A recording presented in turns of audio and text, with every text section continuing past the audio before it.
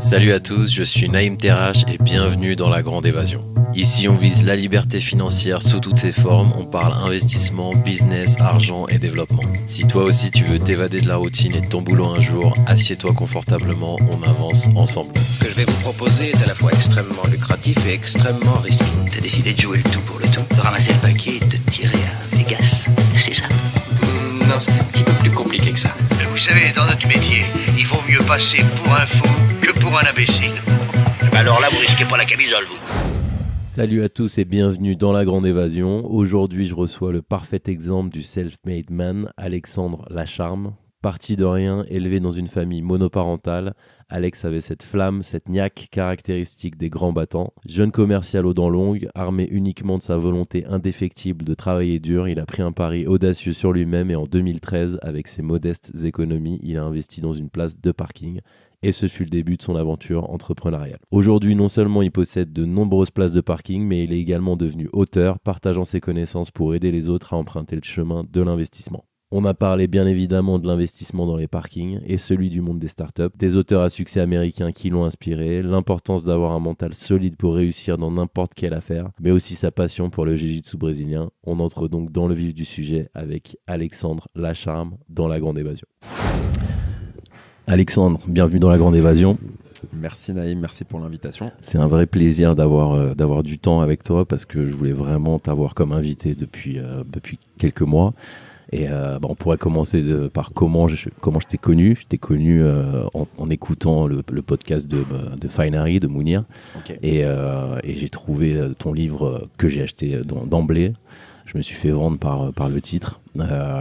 J'ai trouvé ton livre vraiment super. Et après, j'ai posté une photo de moi en train de faire du jiu-jitsu. Et il s'avère que tu fais du jiu-jitsu aussi. Donc, incroyable. C'est une histoire de fou. Tu vois, comme quoi il n'y a pas de... Il n'y a pas de hasard, il n'y a que des rendez-vous. Et c'est vrai, quand j'ai vu la photo où tu fais du jiu-jitsu, je me dis c'est incroyable. Ouais. Alors, même école, c'est fou. Le monde est vraiment petit. Et petite parenthèse sur l'intérêt de poster du contenu sur les réseaux sociaux. Je pense que ça a accéléré notre rencontre. Et c'est un vrai plaisir de t'avoir aujourd'hui. On va parler de toi, surtout de ton parcours. On peut commencer par une petite présentation classique à ta sauce. Vas-y, je t'ai dit. Écoute, Alexandre Lacharme, 86 comme toi. Ouais, belle année. Voilà, très belle Beau année. millésime. Très, très bon cru, 37 ans. Parisien, né à Paris aussi, à l'époque. Dans le 13, je suis né. Et entrepreneur depuis longtemps. Dans l'immobilier depuis 10 ans. Mais j'ai toujours été hyper créatif, hyper curieux. Et tu vois, toujours créé plein de trucs. Et c'est ce qui me drive. C'est les rencontres. Et c'est pour ça que je suis extrêmement content d'être avec toi. Et on va parler de plein de choses. Avec moi, il n'y a pas de tabou. Tu peux m'emmener où tu veux. Okay. C'est ton podcast. Et parfait. Allons-y. Allez, c'est parti. Donc, ouais, on commence par ton bouquin parce que je l'ai lu et relu. Et c'est quelque chose, investir dans les parkings, c'est un truc auquel la plupart des gens ne pensent pas forcément quand on pense investissement. Donc, qu'est-ce qui t'a amené à faire ça et comment tu as commencé ? Écoute, j'étais commercial à l'époque. J'avais pas trop d'argent. J'avais fait un bac littéraire, donc moi j'étais plutôt dans les idées, les mots, la motivation, les biographies. Tu vois, je rêvais d'art, de théâtre, de cinéma. De Marlon Brando aussi un peu. Ouais, de tout ça. Tu vois, j'étais vraiment... En fait, j'avais besoin de trouver des inspirations, de trouver des mentors, de trouver des modèles. Et j'en ai trouvé qui étaient plutôt aux États-Unis. Pas que, mais qui étaient plutôt dans un pays où l'ambition elle est sans limite et où tout est possible, etc. C'est surtout ça qui me drivait, parce qu'on a vraiment besoin de modèles. Et après, pour des raisons économiques, j'avais besoin de bosser, parce que ma mère elle me dit je peux pas te payer telles études, telles écoles, c'est compliqué et tout. Donc je me suis retrouvé commercial en alternance. Okay. Donc à la fois le truc le plus dur à l'époque et la meilleure chose qui me soit arrivée, ça m'a vraiment mis une claque, tu vois. Ok. Et passer de littéraire, prof de théâtre, pas prof de théâtre, mais élève de théâtre, à vouloir, tu vois, percer dans l'artistique, avoir une vie un peu poétique, etc. À une vie très pragmatique, avec un boss qui me dit... Alors la première fois, j'étais commercial dans les photocopieurs, après dans l'agence de com, je te raconterai après.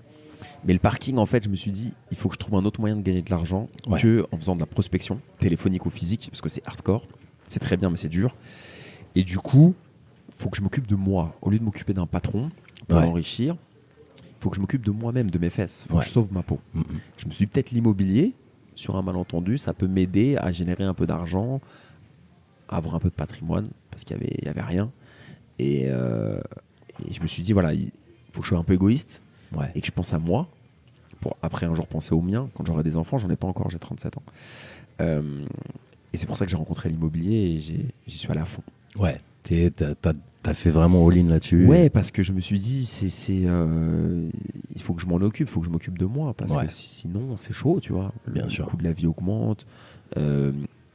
Ma mère, le seul parent que j'ai depuis que j'ai 9 ans, n'était pas dans l'investissement, était vraiment YOLO. Ouais. Tu vois, pour le coup, c'est sa mentalité. Elle est extrêmement généreuse. Tu vois, quand il y a des amis, elle paye pour tout le monde. Elle vit l'instant présent. Elle a raison sur plein d'aspects. Mais moi, je sentais que ça sentait le roussi, cette histoire. Je me suis dit, waouh. Ouais. C'est cool sur le moment, mais demain, ça va pleurer, ça va piquer. Cette volonté. La rissa, elle va me remonter au nez, tu vois. Il faut faire très attention. Et du coup, il faut que j'anticipe, tout en kiffant la vie. Et du coup, l'IMO, c'était la bonne chose pour moi, je pense. Parce que je gérais très mal ma thune, j'étais dépensier. J'avais pas de culture financière. C'est ça. Tu penses que c'est quelque chose qui manque aujourd'hui en France? Bien sûr, ça manque énormément. Et puis il y a beaucoup d'injustices et d'inégalités à ce niveau-là en fonction des parents. Tu vois, tu as des parents qui ont de l'argent, qui vont léguer un héritage, qui vont expliquer aux enfants qu'il faut acheter, que c'est bien d'investir. Et tu as des enfants qui sont pas du tout éduqués à ce niveau-là. Et l'école n'éduque pas à ce niveau-là, malheureusement. J'espère qu'un jour ça va changer, mais tu vois, j'ai fait une école de commerce par la suite, en même temps, et j'ai réussi à la finaliser. Finaliser, tu vois, c'est un mot du brésilien, c'est dans mon dialecte aussi, maintenant. Ouais.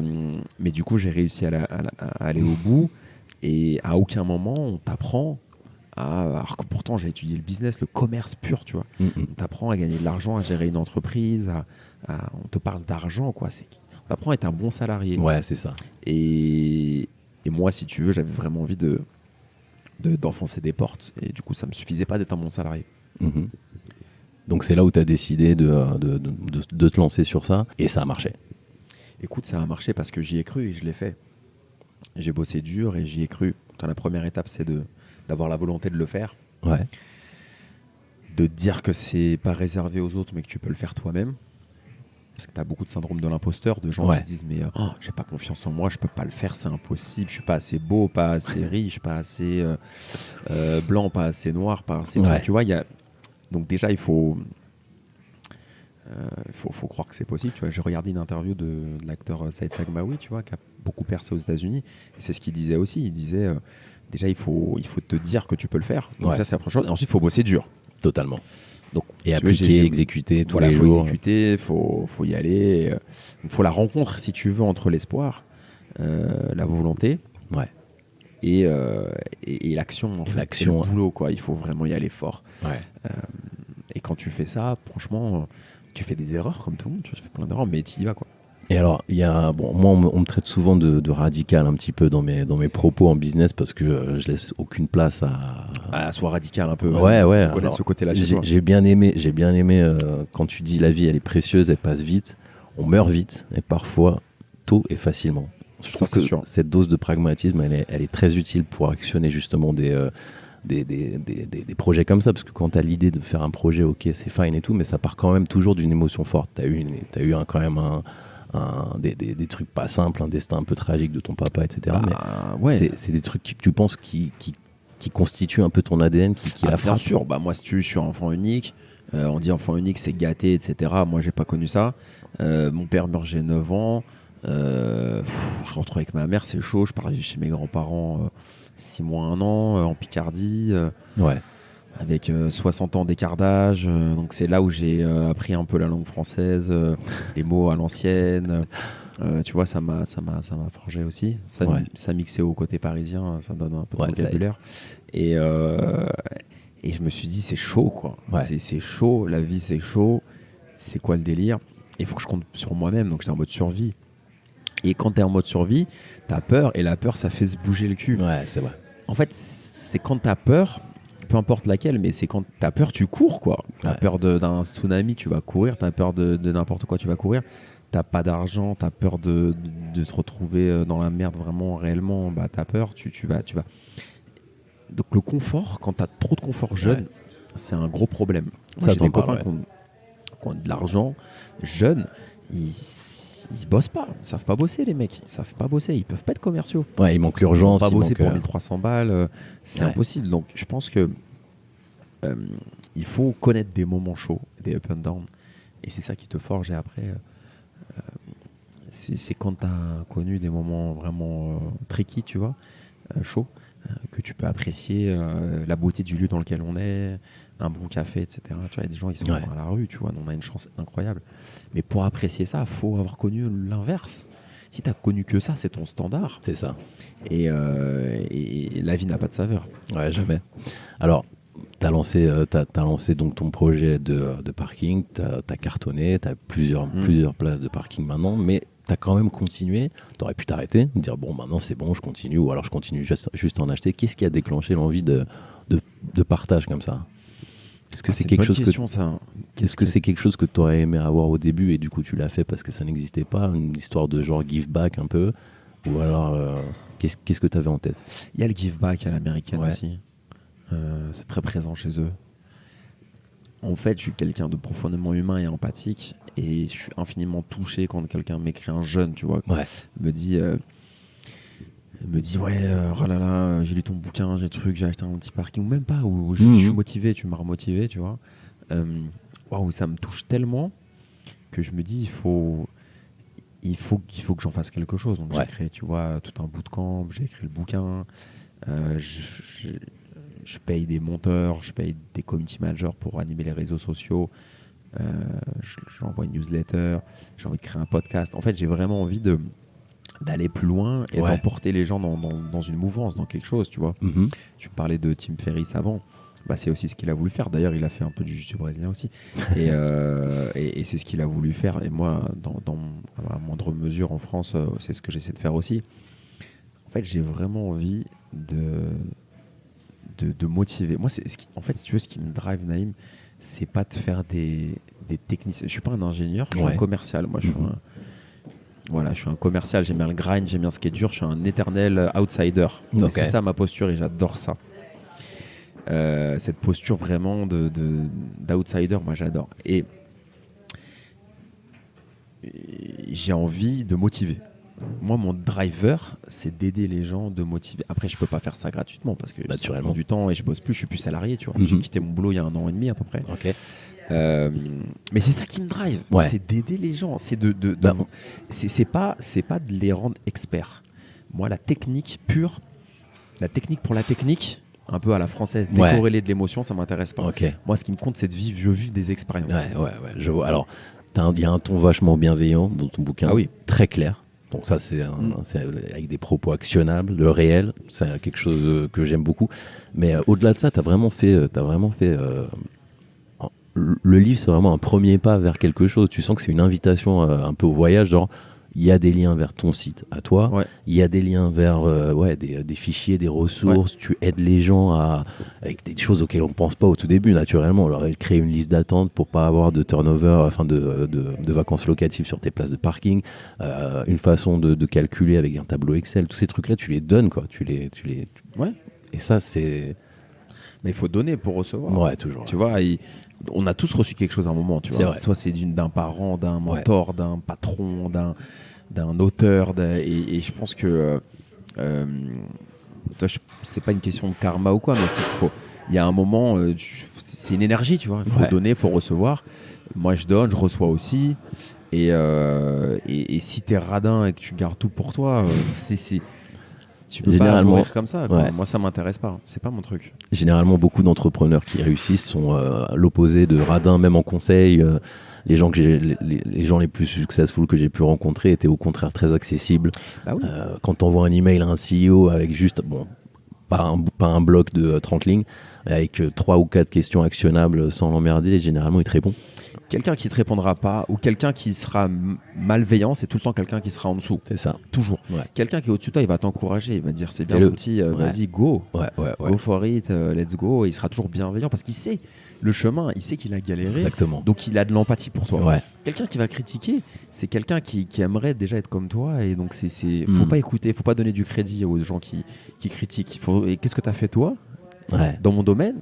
Et après, dans un autre domaine, mais on en reparle, tu vois. Donc, faut arriver à se détacher du jugement. Moi, j'ai eu du mal, hein, franchement, au début, c'est dur. Hein. C'était dur au début. Ouais, parce que tu reçois des critiques. Moi, j'en ai pas eu beaucoup, mais tu reçois quand même des critiques, etc. Et à un moment, si l'action, ce que je dis, à un moment, c'est l'action libère de la peur. Absolument. Ta peur et c'est l'action. Et moi, j'ai toujours j'ai lancé des chaînes YouTube. Ouais. J'en ai encore quelques-unes aujourd'hui, mais tu vois, avant qu'il y ait des trucs qui marchent, j'en ai tellement Ouais. fait. En Alors, fait, ça, c'est ce que les gens voient pas. Les gens, ce qu'ils voient, c'est un ou deux trucs qui marchent. Ouais, bah oui. Mais derrière, il y en a 15, quoi. la face Il y a cachée. 15 trucs où on a itéré, ça dormait pas. Et c'est cette boulimie de création Ouais. qui te donne envie de réussir. Et tous les entrepreneurs, c'est comme ça. Ouais, c'est vrai que tous les entrepreneurs, il y a toujours un truc comme ça Bien sûr. qui donne l'impulsion. Et donc, tu me parlais de ton bootcamp. En quoi ça consiste exactement? Le bootcamp, c'est un accélérateur Ouais. où tu as un groupe WhatsApp où tu as tous les investisseurs qui sont dedans, y compris moi. Mhm. Et chacun partage ses difficultés D'accord. et ses réussites. Ah tiens, j'ai vu telle annonce de parking, est-ce que c'est une bonne chose? Waouh. Et les gens répondent entre eux. Et moi, je suis un peu le modérateur qui peut Ouais. apporter la solution s'il n'y a pas la réponse, mais je les laisse Ah, tu laisses ça Je les organiquement pousser. interagir entre eux. Waouh. C'est pas du tout descendant. D'accord. C'est pas le grand chef Ouais. Manitou, Ouais. autoritaire, etc. C'est complètement, je les laisse vraiment échanger, se prendre la tête et tout. Et moi, je suis en backup. D'accord, de temps Je suis en en temps, backup tac, tac. et je les connecte avec avocats, chasseurs, IMO, fiscalistes, etc. Génial. Et il y a tout un support aussi de cours en vidéo avec des quiz assez difficiles, Ok. avec un avancement comme dans un jeu vidéo, etc. Et franchement, et ils adorent et ils kiffent. Et j'ai pas beaucoup de gens, je veux pas avoir beaucoup de gens, j'en ai 42 là. Mhm.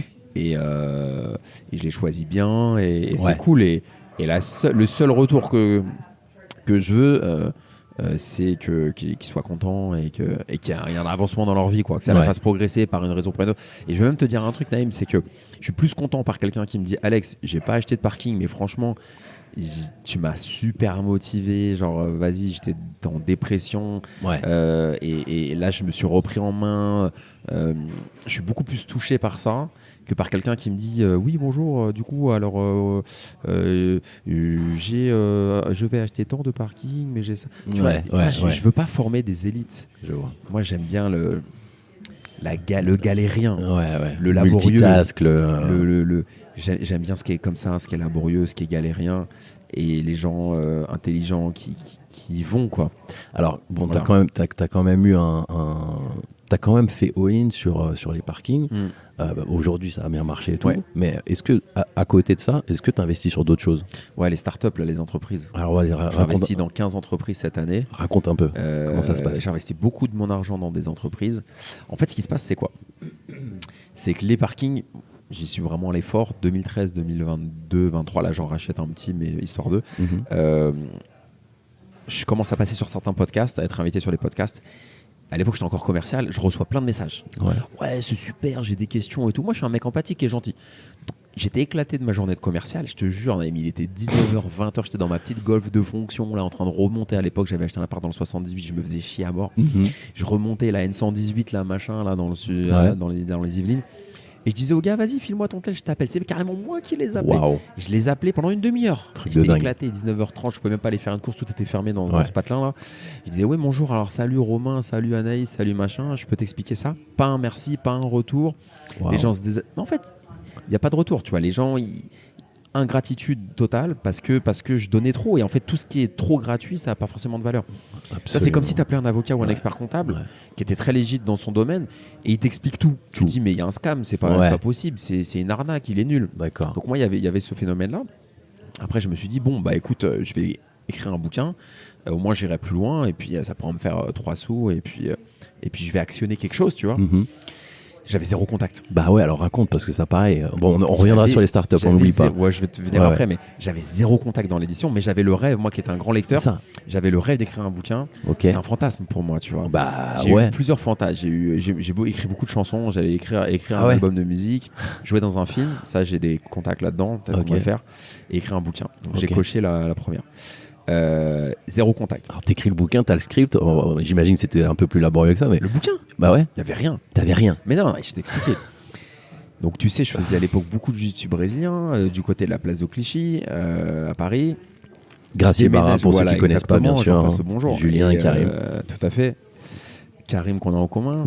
Et oui. Qui est mon cousin. Qui est ton cousin. Et du coup... Je déménage, je peux dire où c'était à Viroflay, à côté de Versailles, un patelin perdu, je sais pas ce qui s'est passé. Je me retrouve hyper loin de mon club de JB. Et moi, c'était vraiment central pour moi dans ma vie à l'époque. C'était très important, ça m'accompagnait vraiment d'un point de vue mental. Ouais. Et là, trop loin. Je suis en bagnole, bagnole fonction, là, le périph' et tout, je suis en train de péter un câble. Et je me dis, bon, on arrête quoi. On arrête, je peux pas, je peux plus y aller, je peux pas me garer. C'était l'enfer. Du coup, je me mets à courir. J'aime pas trop courir, mais je me mets à acheter des tennis et à courir. Et j'avais l'idée de faire le bouquin. Je voyais personne, j'étais vraiment en mode solitaire. Et à un moment, j'écoute un podcast et il y a un name dropping, tu vois. T'as le mec qui lâche le nom de l'éditeur. T'as du contact chez l'éditeur dans lequel je suis, chez un des responsables d'édition. Là, mon gars, je mets mon appli Strava de course, là, comme si je faisais le marathon alors que je courais 2 minutes. Je la mets en pause. et là, tout de suite, je note le nom. Voilà. Ça c'est intéressant. Je mets sur toutes mes applis de notes. Je prépare une intro sur LinkedIn du futur. Vraiment bien, j'essaie de la tourner, pas auto-centrée, mais vraiment en disant ça peut intéresser votre... Tu vois, c'est quoi l'objectif? What's in it for me? Voilà, c'est de vendre des livres, c'est de trouver le bon éditeur, etc. Et là, je fais l'intro, il me répond. Direct. Il me répond, il me dit... alors que j'avais pas d'intro, j'avais pas de contact, etc. Incroyable. Et il me dit, ça m'intéresse. Oh putain, là, je sais pas ce qui se passe, j'ai une décharge d'adrénaline. Et là, je commence à gratter. On fait le contrat. Il m'envoie le contrat. J'avais jamais rencontré. Incroyable. Et on avance, quoi. Incroyable. Ça a l'air simple. On avance. Et tu vois, c'était juste la volonté. Et c'est osé, en fait. Toute ma vie, en fait, je suis allé tout chercher, Naïm. Les parkings, je suis allé les chercher. YouTube, je connaissais rien. Je me suis renseigné sur le matos, les caméras et tout. Le bouquin, j'avais zéro contact d'éditeur. J'avais pas un père et une mère connectés, etc. Et il faut aller au culot. Le culot, de toute façon, généralement, c'est tout ce qu'on a quand on vient un peu de la classe. Et c'est ça qui est le plus puissant. Ouais, vraiment. Donc j'ai trouvé l'éditeur comme ça, j'ai enchaîné. T'as enchaîné. Et pour revenir à ta question des startups, donc je te l'ai fait en accéléré, j'ai enchaîné, j'ai sorti le bouquin. Le bouquin est sorti le 16 juin 2022. J'ai arrêté de bosser avec mon ancien employeur le 31 mai 2022. Donc tu vois, 16 jours après sortait le bouquin à la Fnac. D'accord. Il y en avait 1500 dans les rayons le premier jour. Et alors que 16 jours avant, j'étais encore salarié commercial à rendre des comptes pour un boss. Alors qu'est-ce que tu ressens à ce moment-là? Une libération. Ouais. Ah ouais. Un peu comme le moment où ils t'ont demandé dans ta boîte, là, t'en parles, une petite anecdote quand tu dis ils m'ont demandé de choisir entre mon job ou alors les parkings et que t'as tout plaqué. J'ai tout claqué, ouais. Alors à ce moment-là, tu ressens là, quoi? Je me dis, les gars, ça y est, j'enlève les chaînes que j'ai au pied, quoi, et j'y vais à fond. Et je me dis, j'ai bossé 10 ans dur, tu vois, en tant que commercial. Et là, ça y est, tu peux serrer dans tes bras ton rêve, quoi. Énorme. Ça marche, t'as de l'argent qui rentre, t'as un bouquin qui est à la Fnac, t'as des gens qui t'écrivent, t'as une attachée de presse, tu passes dans des gros médias, chez Forbes, chez ça va vite. RTL, Ouest France, Nice Matin, enfin des gros trucs. Et vas-y, c'est le moment, quoi. T'as 36 ans à l'époque donc c'est ça. Et go for it, quoi. Tu te répètes, tu dis pas genre ça y est, c'est bon, j'ai percé. De toute façon, ça a pas l'air d'être ta mentalité, quoi. C'est pas, au contraire, une petite pression, quoi. Je me dis, une goutte de pression, quoi. Je me dis, c'est l'intro, là. En fait, j'ai tellement, tu vois, réfléchi. J'étais tellement dans les idées. Parce qu'à l'époque, j'habitais à Angers, j'avais quitté un peu l'école, après je suis revenu, tu vois, j'avais été un peu décrocheur aussi. Ça, j'en parle pas forcément dans le bouquin parce que ça n'a pas duré très longtemps, mais à un moment, j'avais un peu lâché les cours. Et là, j'ai lu beaucoup, et là, j'ai travaillé mon mental comme un malade. Là, j'étais ceinture noire dans le mental, tu vois, c'était vraiment...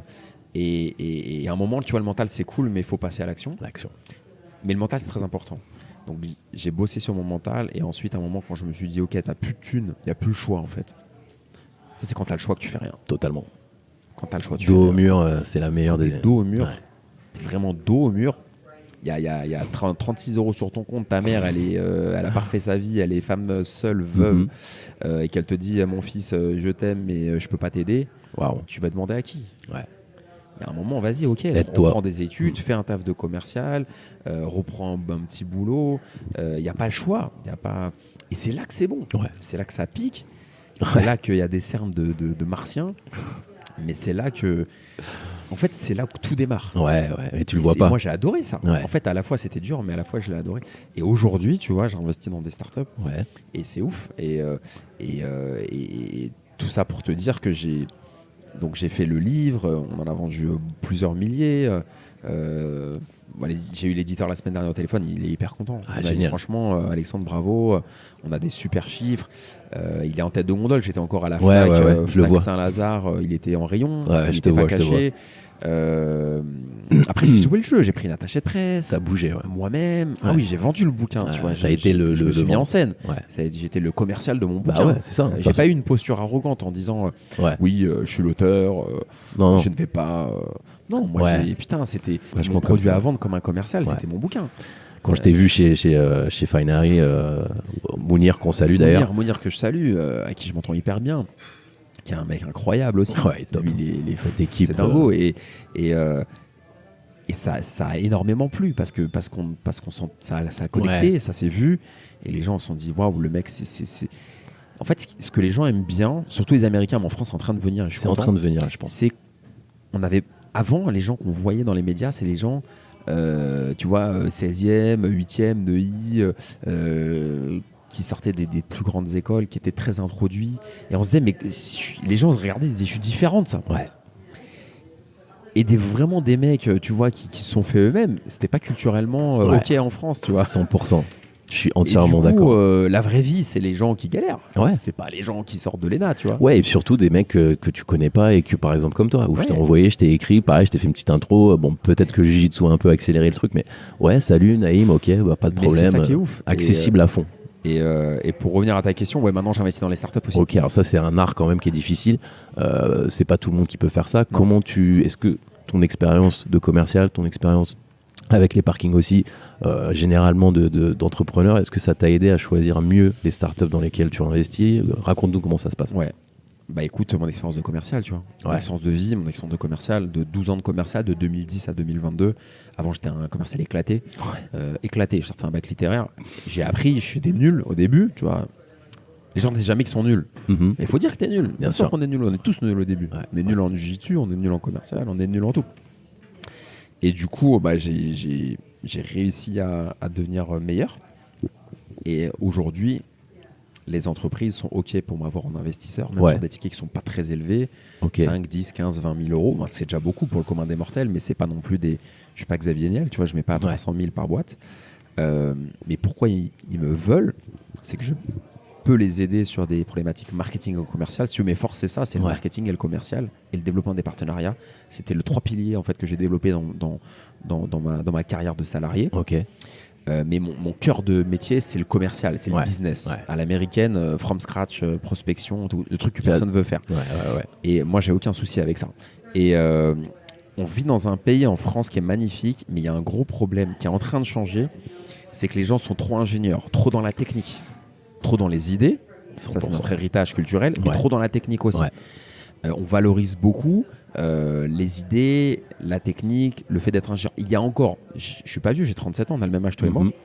mais souviens-toi, il y a 10, 15 ans, le métier de commercial, c'était le BEP vente. Ah ouais. C'était le Ingrat. NRC, BTS NRC, BEP vente.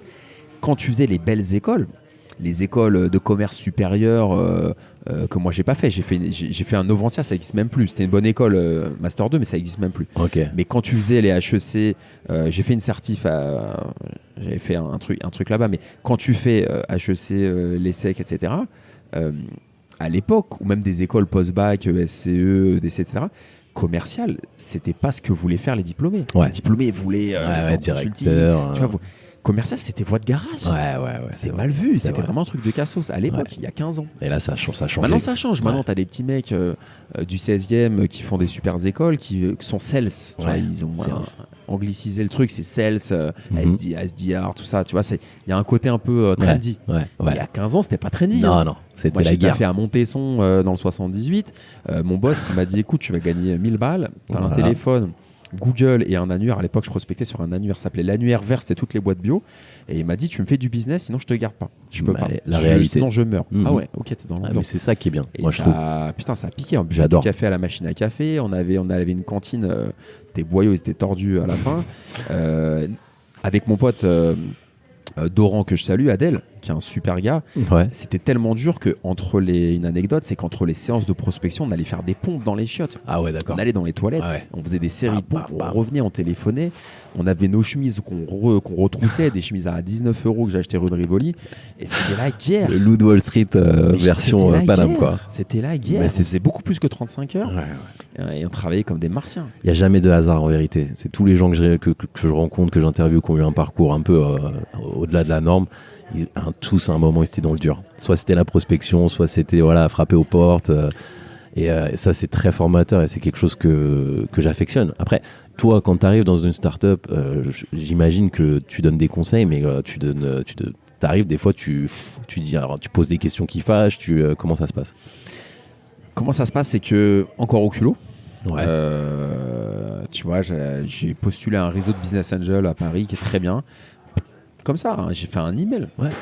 Je fais bonjour, je m'appelle Alexandre, j'ai écrit tel bouquin, ma backstory c'est ça, Ouais. 3 lignes. Ils m'ont fait ouais, c'est super intéressant, vas-y feu, viens à Ouais, notre bon. événement jeudi 18h30. Je me Ok. suis pointé, j'ai discuté avec les gens, t'es sympa. Je travaille toujours relationnel quand je m'intéresse aux gens, je pose des questions. Ah, il est cool. Ouais. Parce qu'on bosse qu'avec des gens qu'on aime bien, c'est Bien une sûr. règle. Et ils m'ont intronisé et j'ai commencé à investir gut feeling à mort à l'américaine. Ouais, alors ça, j'arrivais. C'est dingue ça. Tu vois, j'ai investi dans un resto marocain qui s'appelle Choukran. Ils ont un point de vente à Paris, une cantine marocaine. Ok. Des boulangeries aussi, Mhm. tranchées. Ils ont 2 points de vente là aujourd'hui. C'est une tape sur l'épaule. Ouais, J'ai t'es arrivé. rencontré, j'ai dit, c'est qui l'équipe? Il y a toi, il y a un machin. Ok, c'est quoi la roadmap? C'est quoi l'objectif? Business plan, il n'y en a pas, on fait 0 chiffre. Viens sur le chantier, il y a des mecs qui sont en train de péter des murs, il y a des chantiers. Et moi, j'étais Wow. capable de mettre 15 000 là-dessus, tu vois. 20 Ok, 000. d'accord. Parce que T'as le truc. j'ai vu assez de gens et j'arrive à ressentir les gens. Et j'ai envie de prendre des risques aussi, parce qu'on peut mourir demain. Donc, et s'ils me demandent, je peux les aider aussi sur des problématiques, les connecter avec des gens, etc. Mais c'est au culot. Ouais. Moi, je suis rentré dans le milieu des startups, pas par un stage, pas par une connexion d'un réseau, je ne sais quel réseau. C'était au culot. C'était les gars, coup de pied dans la fourmilière, on y va, let's go. Vous voulez qu'on bosse ensemble, oui ou non? Ouais, oui ou non, c'est la meilleure des C'est approches. oui ou non. Et j'ai discuté avec un gérant de fonds d'investissement, il m'a donné une leçon la dernière fois, il m'a dit Alexandre, ce qu'on a plus précieux c'est le temps, ce qu'il faut c'est pas perdre de temps, c'est la ressource la plus précieuse. Mhm. On dit oui ou non, faut être clair. Parfait. Waouh, ok, Ouais. merci. Les gens me critiquent souvent dans mon entourage personnel parce que j'ai souvent cette radicalité dans les questions, Il faut dans le être truc. clair. Et je trouve qu'il n'y a rien de mieux. Et parce qu'on le avance pire, plus vite. c'est quand tu es entre les deux. Tu fais Ouais, perdre du temps, tu zone n'es pas grise et content, tu te dévalorises. Il y a tellement de voleurs de temps, des gens qui Ouais. essaient de te voler ton temps. Il faut être clair, oui, non, et être bienveillant. Et là on s'éclate. Ouais. On s'amuse. Alors, négociation, il y a un truc qui m'a fait vraiment, vraiment rigoler dans ton bouquin. C'est quand tu mets une pression à un agent immobilier qui, quand tu rentres et que tu lui dis je cherche des parkings et qu'il te dit oui, non, on n'en a pas, et t'attends au bluff et que tu lui dis vous prenez pas mes coordonnées. Alors ça c'est vraiment le truc où j'ai rigolé parce que j'ai reconnu tous mes compagnons de prospection, tous mes potes commerciaux, les mecs qui prennent pas no for an answer, tu vois. Et je pense que ça c'est un truc qui est super super sous-estimé. C'est une pépite pour moi. Dans le livre je me suis dit putain, s'il y a un truc à retirer c'est vraiment ça, c'est attends, on est où? Je rentre dans ton agence immobilière, c'est moi le client, tu vas prendre une commission sur moi, donc viens on retourne sur terre, tu vois, et prends mes coordonnées quoi. Tu vois. Bien, on retourne sur terre, j'adore. Bah ouais. C'est ça, mais tu as bien raison.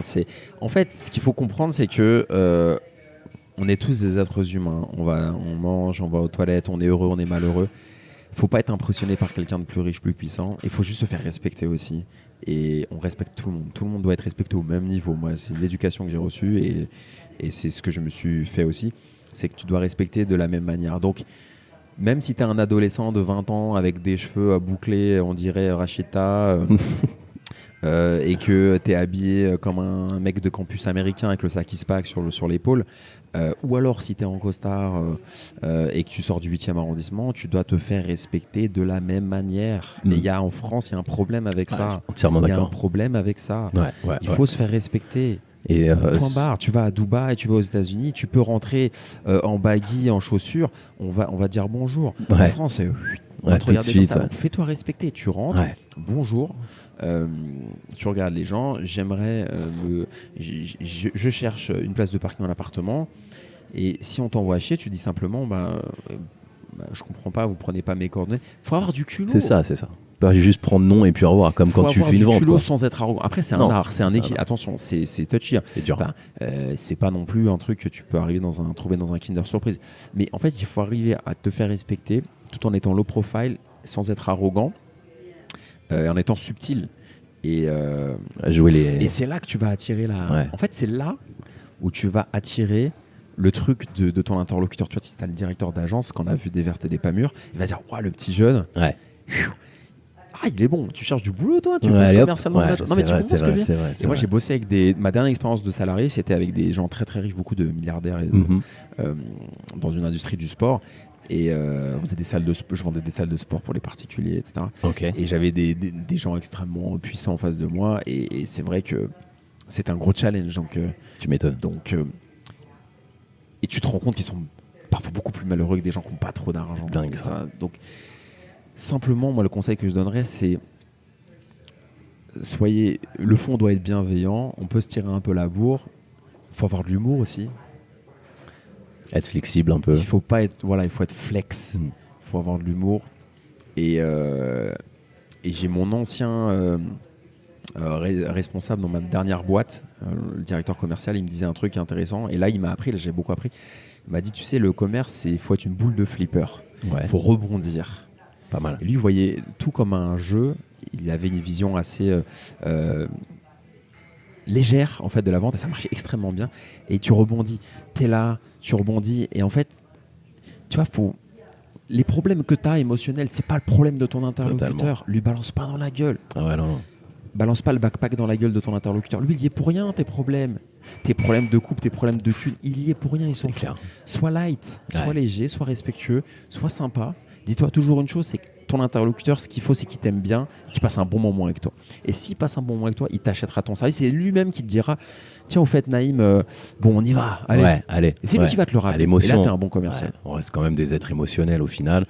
Même pour les plus froids et calculateurs d'entre nous, on réagit quand même beaucoup à l'affect et aux émotions. Et quand tu arrives pas à manipuler, mais à manier cet art qui est vrai, comme tu le dis, qui est difficile, c'est vrai qu'il y a beaucoup plus de portes qui s'ouvrent. Avec des fois, des mecs qui disent « Attends, tu cherches pas du boulot ?» On prend une décision, c'est l'émotion qui nous fait prendre une décision et on le justifie de manière rationnelle. C'est toujours l'émotion. Quand tu veux faire un achat, quand tu veux faire un truc, c'est toujours l'émotion qui te drive. Et après, tu vas pour aller au bout, tu vas dire est-ce que c'est pas une grosse connerie ? Si c'est pas une grosse connerie, tu vas le faire. Mais c'est l'émotion qui tout démarre de là. Et moi, c'est ce que je fais dans le bouquin. Le bouquin, je l'écris tout seul. L'éditeur, il m'a dit est-ce que tu veux quelqu'un qui t'aide à écrire ? J'ai fait non. Parce que ça va être fake. Ok. Quand on te rencontre, on sent que c'est toi qui l'as écrit. Tu sens que c'est la même personnalité. C'est ça. C'est le même ton, c'est le même truc. Le même truc, ouais. Mais si tu savais, Naïm, le nombre d'entrepreneurs qui n'écrivent pas leurs bouquins. Ah oui, non. Mais franchement, ça fait flipper. C'est indécent. C'est quasiment une majorité en fait. Wow. Et après, faut pas s'étonner que derrière, tu vois, moi, il y a 110 commentaires sur Amazon, tu as 4,6 ou 4,7 sur 5. Parce que et les gens qui me rencontrent, ils me disent putain, mais ouais, c'est toi quoi. Et faut être sincère avec les gens. Toujours. Et c'est que comme ça qu'il y a des choses qui naissent.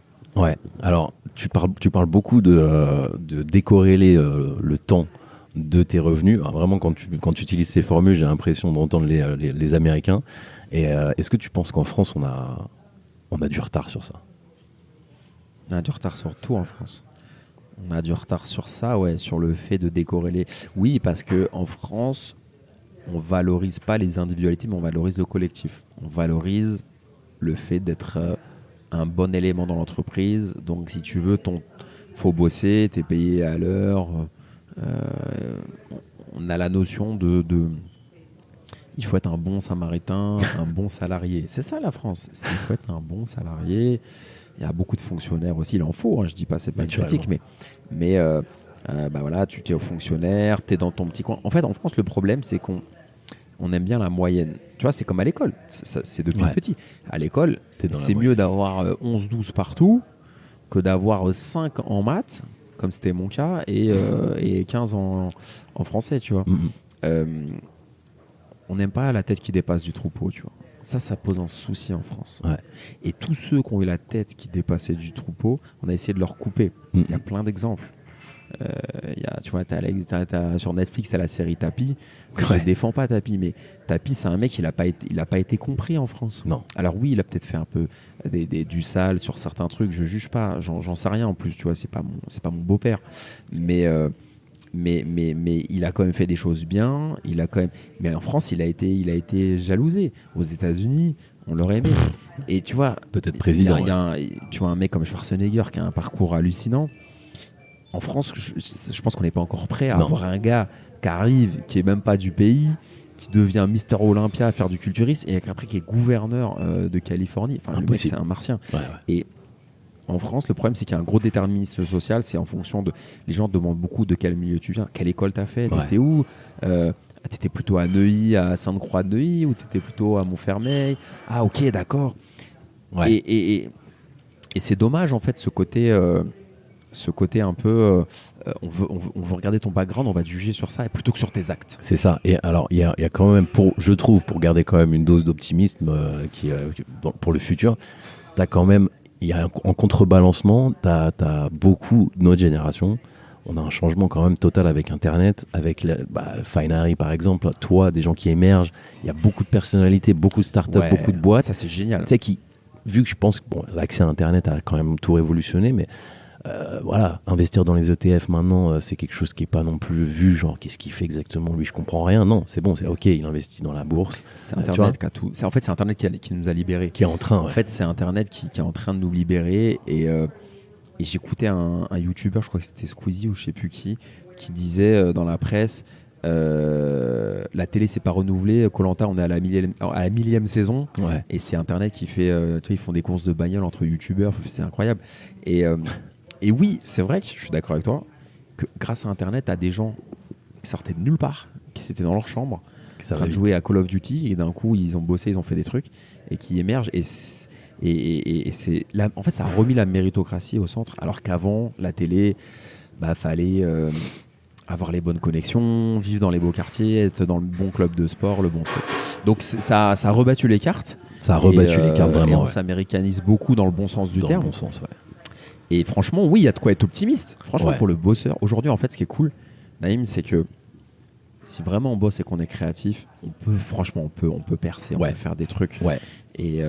Et ça fait plaisir, quoi. C'est cool. Les gens se rendent, je pense, je dis pas que je suis visionnaire ni rien, mais les gens se rendent encore, même en 2023, 24, 25, les gens se rendent toujours pas compte du pouvoir d'Internet, dans le sens où tu peux créer du média comme ça, là, que ce qu'on est en train de faire là, et qui va entre guillemets travailler pour toi, pour ton engagement, pour ta visibilité. Et je pense que les gens comme toi, vous avez compris un truc, vous avez vu un truc, et ça marche, quoi.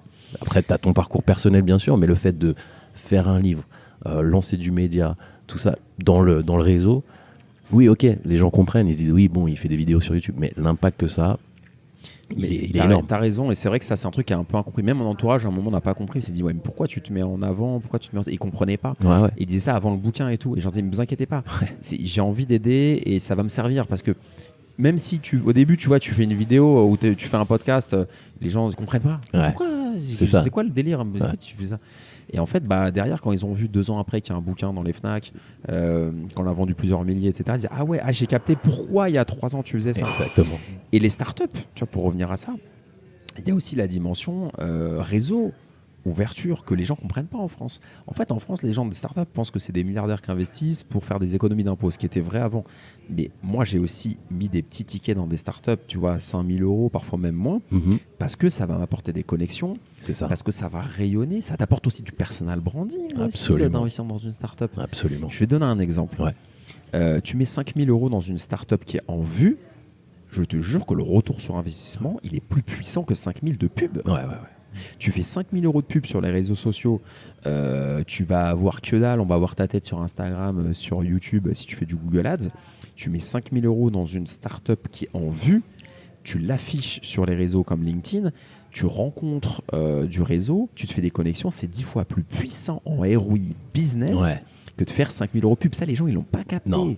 Je dis pas que c'est pour ça que je le fais, mais je dis que ça compte dans la balance. Ouais.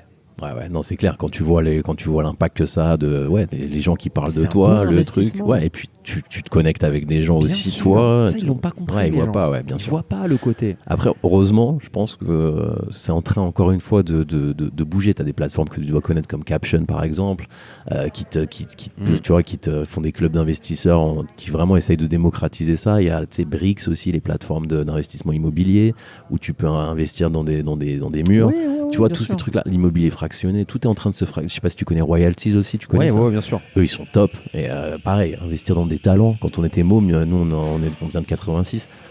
T'aurais dit, je vais pouvoir investir sur l'avenir d'une star. Et le mec, il te dirait, Tu peux attends, investir dans des objets d'art aussi, Voilà, ouais. dans des tableaux. c'est en train de bouger dans quand même. Il y a quelque chose. C'est grâce à des entrepreneurs qui ont du courage et qui lancent des choses. Mais oui, il y a plein de solutions. Et j'aime bien ton enthousiasme. Ça fait plaisir. On voit que tu as vécu aux États-Unis. Ah ouais? Ouais, parce que J'ai pris si tu étais resté qu'à Paris, ce serait que down, tu vois. Ouais. Donc, on peut dire les choses qui vont pas, mais il faut aussi up un peu. C'est l'objectif de faire un podcast, c'est de motiver des gens. Je pense Donc ça, je vois le séjour outre-Atlantique qui est en toi. Donc ça, j'apprécie beaucoup. Pour moi qui ai de la famille là-bas. Ouais. Mais oui, franchement, il y a plein d'opportunités et faut pas se trouver des excuses. Aujourd'hui, quand on veut réussir, quand on veut percer, on peut le faire. Même si on habite à Évry ou au Franc-Moisin, je sais pas où, on n'est pas obligé de sortir du boulevard Maurice Barrès à Neuilly ou de Saint-James ou de je sais pas de quel quartier bourgeois. On peut faire des choses. Tout le monde. Ouais. Il faut simplement,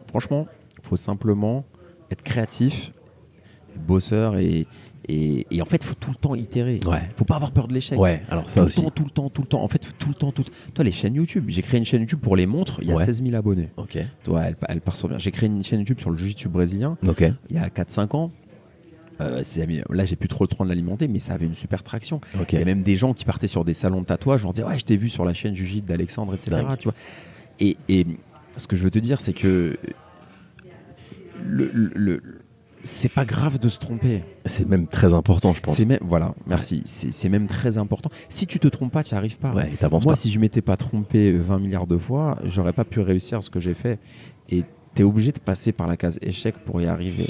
Et souvent, les gens ne font pas parce qu'en fait, ils ont tellement peur de l'échec qu'ils ne veulent pas le prendre le risque d'échouer. Mais du coup, ils restent au point zéro. Ouais, alors ça, je pense que c'est aussi, sans faire de la psychologie comptoir, je pense que c'est vachement dû aussi à ton entourage, comment t'es né, ton enfance, ce que t'as reçu comme confiance, comme truc, parce qu'il y a beaucoup de gens, surtout en France, qui ont peur de l'échec, tu sais, genre, parce que, qu'est-ce que va penser ma famille, tu vois, alors que, tu vois, genre, moi, une personne comme moi, j'ai de la chance.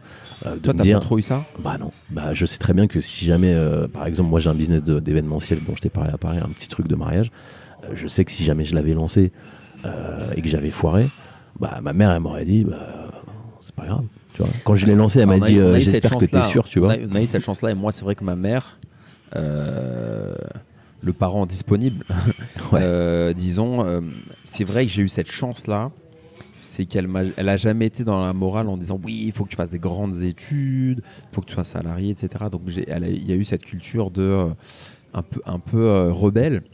Et un peu anticonformiste. Donc moi j'ai grandi en fait, si tu veux, je pense que ça m'a beaucoup aidé. J'ai grandi dans ce contexte avec des ouvertures, pas d'un point de vue patrimonial parce que c'était pas le cas, mais d'un point de vue de la liberté, de l'état d'esprit. Il y a beaucoup d'ouverture, tu vois. Ma mère c'est quelqu'un du signe du Verseau. Je suis pas Nostradamus, mais disons qu'elle est rebelle, elle est ouverte et elle m'a toujours dit en gros ce qui compte c'est d'être heureux. Et j'aurais pu lui dire, tu vois, ma mère, j'aurais pu lui dire je vais déménager à Los Angeles.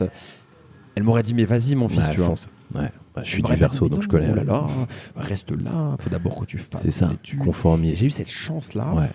de liberté. Et alors après, ça fait peur parce que, comme dirait un de mes potes, on a grandi un peu sur des lasagnes, tu vois. J'ai adoré quand il a dit ça. C'est vrai Mon que ça copain qui résonne. était très bon dans le sport, il me disait ça. Il me disait, on a grandi sur des lasagnes. Ouais. Et lui aussi, il avait passé de parents. Et c'est vrai que, alors oui, on a des ouvertures, mais tu vois, c'est Ouais. brinque-ballant. Donc on veut se raccrocher à un truc. Moi, il y a eu le sport que j'ai fait beaucoup. Il y a eu la lecture, les grands personnages, les grands sportifs, les grands acteurs, les grands trucs. Et je pense que, en fait, on a tous un point de départ. Ce qu'il faut, c'est faire, quoi. Ouais, et alors, quand on lit ton parcours, ton bouquin, quand on t'écoute, même quand on te voit là, j'étais en face de moi, tu dégages quand même un truc qui est vachement, justement, ouais, on dirait qu'en fait, on s'en fout des parkings. Dans le sens, oui, c'est juste un outil pour, Moi, je m'en fous des tu vois, parkings. ouais, ça Moi, sent. c'est un impératif. En fait, le parking, c'est. Moi, je suis pas le porte-drapeau des parkings. C'est ça. C'est une solution Voilà. qui a marché pour moi et que je propose aux gens et qui peut Exactement. marcher pour d'autres. Mais on s'en fout des parkings. Ça aurait pu être des fenêtres. Ouais, Moi, je suis tombé sur le parking parce qu'en fait, il y a eu un malentendu. À un moment, j'ouvre ce loger, je mets du moins cher au plus cher, j'ai pas dosé, j'ai rien, j'ai 5000 balles sur mon compte. Ouais. Je vois un truc à 4000 dans Ouais. 18e Ouais. rue Ordonnaire. Je me dis, go, je vais visiter je vais voir le mec, etc. Mais ça aurait pu être une cave, ça aurait pu être. Tu vois, si c'était aujourd'hui, ça aurait été peut-être les ETF, ça aurait Ouais. été peut-être la bourse, je sais pas. En fait, ça a été le parking. Moi, ce que je dis, ça a été ma bouée de sauvetage. Ouais. J'étais en train de me noyer, j'étais perdu. Le parking, ça a été, je me suis accroché comme dans le Titanic, tu vois, et j'ai pas lâché l'affaire. T'as pas Mais lâché. ça aurait pu être autre chose. Je m'en fous du Ouais, parking, de en fait, l'immobilier. c'est peu Ce importe qui le compte, train. c'est de trouver ta muse, T'amuses. de trouver un truc. Ça peut être le mariage, le podcast, le parking, l'IMO, ce que tu veux, et de t'accrocher à ça et de faire un truc. Et après, tu pourras changer. Tu vois, j'aimerais percer en étant auteur. Enfin, ça a déjà marché, mais j'aimerais. Si je pouvais sortir un bouquin tous les 2 ans et vivre de ça, je revends demain les parkings. Direct, ouais, Mais ok. oui. Ouais. Parce que c'est une période de ma vie. On sent que t'es plus sur un truc de dire je veux gagner de l'argent, bien sûr, mais je veux avoir de l'argent pour Tu vas avoir justement un impact. ne plus y penser et vivre Et je veux du les rêves feedback. que je Un veux. jour, j'aimerais créer une fondation et aider les jeunes qui étaient perdus comme moi quand j'étais perdu, décrocheur dans ma chambre à Angers en 2002, 2003. C'était chaud. Et j'aimerais, moi, le truc qui me rendrait le plus heureux, et je le ferai un jour, Ouais. c'est de tout revendre, de créer une fondation, une asso, et d'aider les jeunes, tu vois. Tu vois, un Coluche qu'il a fait avec les Restos du Cœur, ça me filait les larmes aux yeux, tu vois. Et ça, c'est pour ça que j'essaie de me mettre dans des startups qui ont aussi un message fort. Et ça, là, les parkings, ce sera le dernier cadet de mes Ouais. soucis. Moi, mon but, il n'est pas auto-centré. En fait, c'est ça que parfois les gens interprètent mal. C'est que quand tu regardes quand tu vas pas loin dans la réflexion, tu dis le mec, parking. En fait, c'est un pixou, tu vois. Il veut s'enrichir. Mais Mais non. en fait, non. C'est le Mais c'est temps pas que ça, ça le te truc. donne, ouais. Et si tu veux aider les gens, il faut d'abord gagner de l'oseille toi. Tu vas gagner Bien de sûr. l'argent toi. Et c'est une fois que tu as fait des trucs que là, tu peux faire ton give back. Mais moi, le truc que je veux un jour, c'est le give back, être sur une chaise longue, boire mon petit thé, lire des bouquins et voir ma famille, voir des gosses courir autour de moi. C'est un peu comme Brando dans Le Parrain. à la Ouais, fin. totalement. Et après, je peux partir tranquille. Ouais, J'ai je fait vois. ma mission. Salut les gars. Tchuss. Ouais, génial. Alors, tu me dis que tu. La big picture, c'est ça. Ouais, voilà, c'est ça. La vision, la big picture, des concepts qui sont quand même très, très, très américains, que j'admire aussi et que je follow. Mais tu lis des bouquins, tu lis beaucoup, t'as beaucoup lu. Est-ce que t'en as genre un ou deux là comme ça qui te viennent en tête, des trucs qui ont vraiment, qui t'ont bougé le mental, quoi.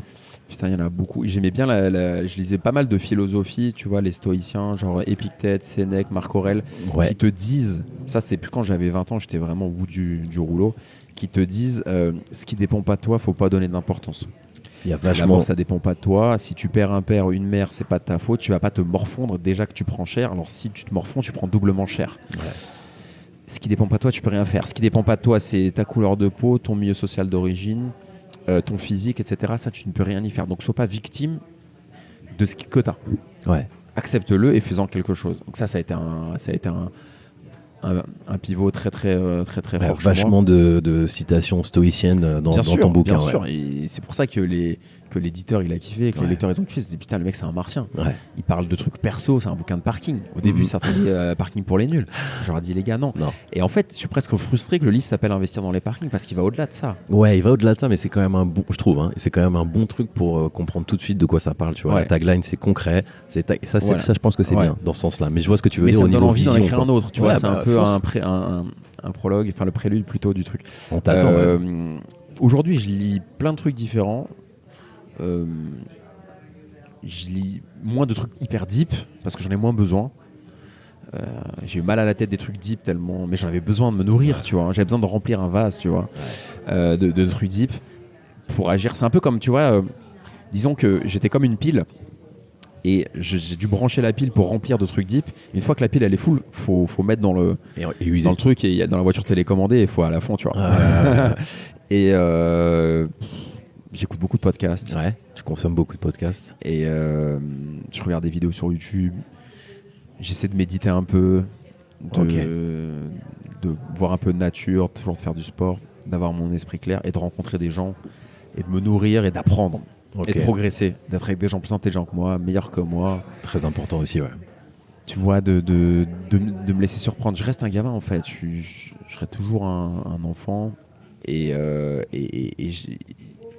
voilà, je suis plus dans les interactions aujourd'hui que dans un besoin de mindset puissant, etc. Je vois. Et je veux me laisser surprendre.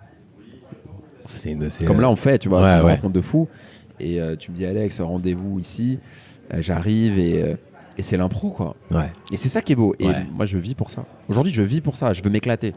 Et je suis pas mal sollicité pour investir dans des, tu vois, au moins entre 1 et 3 à 4 fois par jour, on veut que j'investisse dans la startup. Et je leur dis, les gars, déjà, faut qu'on s'entende bien, faut qu'il y ait un fit. Bien sûr. Et s'il n'y a pas de fit, tu peux me dire que tu vas faire x10 000 sur ton investissement, je le ferai pas. Ouais. C'est pas mon étape dans la vie, quoi. Alors un bouquin que moi je te conseille, qui m'a beaucoup fait penser à toi et à ton parcours, c'est l'almanach de Naval Ravikant. Je sais pas si j'ai un copain qui m'en a parlé, il m'a dit faut que tu lises ça. Tu dois le lire. Tu dois le lire. Okay. C'est ton deuxième signe qu'il faut absolument que tu lises parce qu'il est pareil. C'est plus sur le niveau vision et tout, mais pas non plus paumé dans les, tu vois, dans les concepts. Bah, écoute, c'est la deuxième personne qui m'en parle. Et spécifiquement pour moi. En plus, il m'a vraiment dit, tu vois, il me connaît bien, et il m'a dit. Moi, j'avais une problématique business. Il m'a dit, ok, lis ça. C'est très sérieux. Il me l'a dit sur un ton très sérieux. Je fais, ok, bon bah écoute, on va. Non, c'est cool. Et c'est quoi tes projets là pour les Écoute, les projets, c'est écrire le deuxième bouquin. Ouais. C'est dans les cartons. C'est dans les cartons. Il faut que je la couche. D'écrire le deuxième bouquin. Là, je veux plus grand public. Je veux vraiment appuyer plus fort encore. Ouais. Là, j'ai beaucoup d'ambition pour ça. J'aimerais vraiment écrire un best-seller à l'américaine, mais en français. Continuer à investir dans des entreprises, aider les entrepreneurs. Tu vois, j'ai investi déjà 15 fois cette année, mais je veux le refaire. Là, il y a plein de projets hyper intéressants, hyper engagés socialement et tout. Et mettre du sens dans ce que je fais, m'éclater, rire, passer des bons moments, faire des bonnes rencontres. Parce que je pense que la vie de plus en plus doit être agréable et une fête. Et j'ai été beaucoup dans le dur, dans le grind. Et grâce à mes expériences, tu vois, même en tant que salarié, j'ai rencontré des directeurs, des managers qui m'ont fait comprendre qu'il faut aussi mettre du fun dans ta vie et que tout se passe mieux quand on passe un bon moment. Et c'est pour ça que j'arrivais bien à vendre les dernières fois, c'est que j'ai compris une chose, c'est que il faut que les gens t'apprécient, c'est ce que j'ai déjà dit. Et quand tu passes un bon moment, tu as envie de faire des choses. Tu vois, là, on passe un bon moment. Bah, du coup, j'aurais envie de te connecter avec des gens. Toi, tu auras envie de me connecter. Alors que si j'étais pas sympathique, même si j'étais très bon techniquement sur un truc, mais pas sympathique, tu dirais putain, c'est chaud, quoi. Ouais, l'humain. Chier le podcast, on va arrêter, quoi. Ouais. L'humain, c'est. Donc, je pense que l'humain, c'est le first. Et plus tu avances dans ta vie, plus tu comprends que faut pas se prendre trop au sérieux, quoi. Ouais. Ça t'évoque quoi le terme la grande évasion? Pour toi, qu'est-ce que c'est? La grande évasion. À part un super film. C'est vrai que je me suis dit, mais c'est quoi la thématique de ton podcast au début quand j'ai vu La Grande Évasion? Parce que c'est le nom d'un film aussi. C'est le nom d'un très bon film, ouais. La Grande Évasion, ça m'évoque beaucoup de choses. C'est vraiment puissant. Je pense que ça peut évoquer à chacun. À moi, ça me dit... La Grande Évasion, c'est l'histoire de ta vie. Moi, je vois la Californie, je vois une situation bloquée et on s'évade. on s'évade d'une situation qui ne nous plaît pas. C'est s'affranchir d'un blocage qui peut être émotionnel, qui peut être financier. Et la grande évasion, c'est de se dire, je suis dans une prison mentale, prison sociale, prison financière. Et il y a la notion de courage. Tu vois, parce que imagine, tu es en prison, tu veux t'évader, faut quand même creuser, faut machiner et tout. Donc, il y a une libération. Ça m'évoque le bien-être aussi. Le bien-être Une aussi. sensation. C'est vraiment, je pense, une des définitions. C'est pas parce que c'est toi et que tu es en face de moi, mais c'est une des définitions les plus limpides que j'ai été donné d'entendre. Et c'est vraiment la vision que j'ai de se casser vers sa liberté. Mais il faut creuser des fois, va falloir mettre les mains dans le cambouis.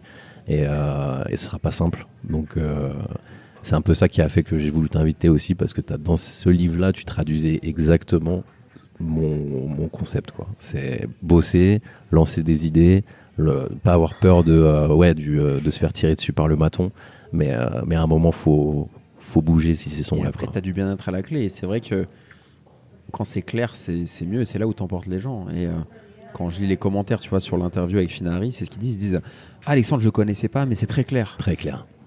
Et c'est que quand c'est clair que tu peux y arriver. Si c'est pas clair, tu n'y arriveras pas à monter n'importe quel projet. Donc la clarté, c'est pas dans un Kinder Surprise, hein, ça se travaille. On a 37 ans tous les deux. Ça y est. Tu vois, on a plus 19 ans. Ouais. Tu vois, putain, quand on avait 20 ans, c'était moins clair. C'est clair. C'était moins 100%. clair. Moi, c'était chaud. Hein, donc, c'était le bordel. Hein, c'était la tempête. Hein. Donc, Il en faut.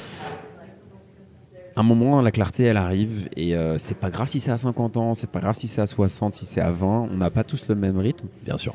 Mais ce qui compte, c'est l'action, c'est d'aboutir à quelque chose, sans jugement de valeur.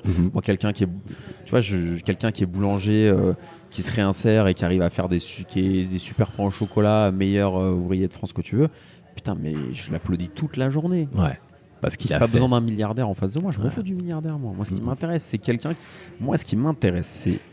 qui part d'un point A, d'une situation qui est complicado, vers une situation B qui est mieux. Et là, toute la journée, je me prosterne devant lui. Un C'est parcours. ça qui m'intéresse. Ouais, je vois. C'est la progression. Tu vois, je pourrais appeler mon podcast Progression si je le lance. Tu Peut-être. vois ce que je veux dire? Je vois. Donc, voilà. En tout cas, merci beaucoup d'avoir été là aujourd'hui, d'avoir répondu oui à mon invitation.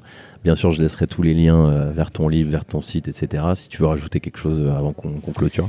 Ce que je rajoute, c'est merci à toi, Naïm. Ça me fait infiniment plaisir. Je suis pas du tout déçu de l'échange qu'on a eu. J'avais aucun doute sur la qualité de nos échanges et la sincérité de ta démarche. Et j'invite tout le monde à écouter ce que tu fais. Et franchement, il faut que tu invites du monde là, parce que tu poses des super questions. Il y a beaucoup de... J'ai beaucoup parlé. J'ai C'est bu pas mal sympa. de café, tu vois. mais franchement, félicitations. Et on va partager ça à fond. Et tu fais un super boulot en tout cas. c'est très Donc, gentil à toi. Il y a une vocation. Merci pour le feedback et puis j'espère te revoir pour la sortie de ton nouveau bouquin ou alors pour l'intronisation d'une de tes startups Avec plaisir. au CAC 40 par exemple. Ah, Il faut viser haut. peut-être. Merci encore Merci et à toi. à la prochaine. Ciao, À la ciao. prochaine. Si vous pensez que l'épisode peut intéresser quelqu'un, foncez, lui envoyez le lien. Si vous avez des questions, n'hésitez pas à m'envoyer un message, je laisserai un lien en description. Et d'ici là, restez connectés. Je suis Naïm Terrache et le but, c'est la grande évasion.